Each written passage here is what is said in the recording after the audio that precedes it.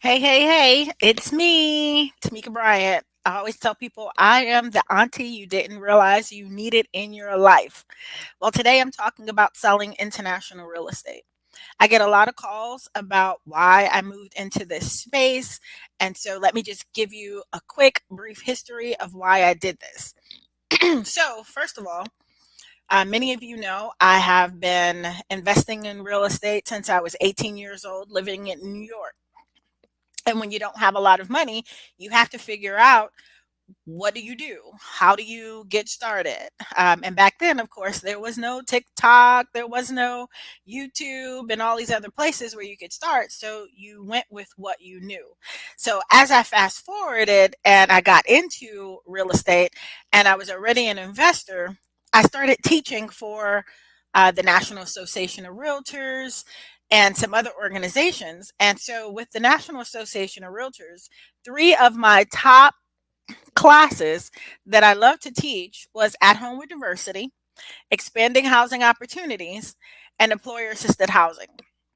So after doing those three classes, there were some common things that were happening. And in the housing, expanding housing opportunities class, the one thing that kept occurring and I kept seeing, and now mind you, I'm being paid to share this information with other real estate professionals around the country. And I did this for about 15 years. So, what I was telling people and what the course was all about, it was a 4 hour course, and some of you who are in real estate, you can go on and still see that the course is being offered. But in a nutshell, what I was teaching was and explaining to people was that there was going to come a point where there was not going to be enough affordable housing in any major city. And so, for agents to get ready for this, here are the things they needed to do. They needed to, for example, needed to work with developers on creating different housing that would be able to suit these industries and these cities that weren't going to be able to build enough affordable housing. They were to work and show the end users about the programs that are out there and a variety of other things. So, 4 hours of this, okay? So, one thing that kept coming back to me as I'm doing this is what year is this going to happen? And they had some projections. And what was that going to look like for not just the family that wasn't going to have affordable housing, but what about the investor that wasn't going to have enough affordable housing units or attainable housing units for them to get into? Because again, guys, I am who I was talking about.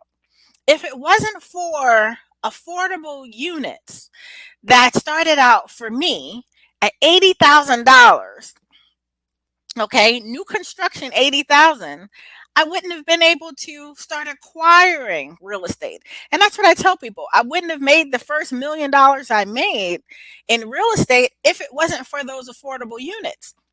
So, as I tell people all the time, I'm a champion for affordable housing, not just for the family who needs it, but also for the new investor, because that's me. So, when people are saying you got to pull yourself up by the bootstraps, you got to do all this, yeah, but I need affordable options. I need something and I need properties that my money can be utilized for. Okay, so that particular course, along with At Home with Diversity, that talks about, we have to really understand different cultures and things like that. And for me, that was a no brainer because I grew up in the Bronx. So, growing up in the Bronx, everybody, it's like a mixed pool of everybody, right? So, that wasn't an issue for me, but for my colleagues, that very much well have been because if they did not grow up in a New York or a major city, then they just were around the people they were around. So if we fast forward and put all of those classes and things that I've been teaching for 15 years, and we fast forward to now, some of you right now recognize that there is not enough affordable housing in your city right now. Some of you cannot buy in your own city. Like, you can't buy in your own city. You can't go back to where your grandmother lived and own that real estate the way we could afford it before. So that's what made me have to go internationally, was to find options for my investors. Okay, so my investors were a leading force in finding, where am I going to find these 80 and $90,000 properties and $100,000 properties for, again, people like me who need to add more properties. And so that's how it all got started. So once we were there and we started investing in international real estate for those investors. Now, keep in mind, I had started this when I was 19 or 20, when I first was buying property, excuse me, in Mexico. But now that I'm able to help more people, I'm able to expand that. So fast forward, we're selling international real estate as of today in Mexico, in the Dominican Republic, where I have an office. We're in Ghana, we're in Guyana, we're in other jurisdictions. And so selling international real estate is just as important as buying international real estate. So that's what, the selling international real estate is all about. So I created a course through my real estate school that certifies you as an individual to sell international real estate.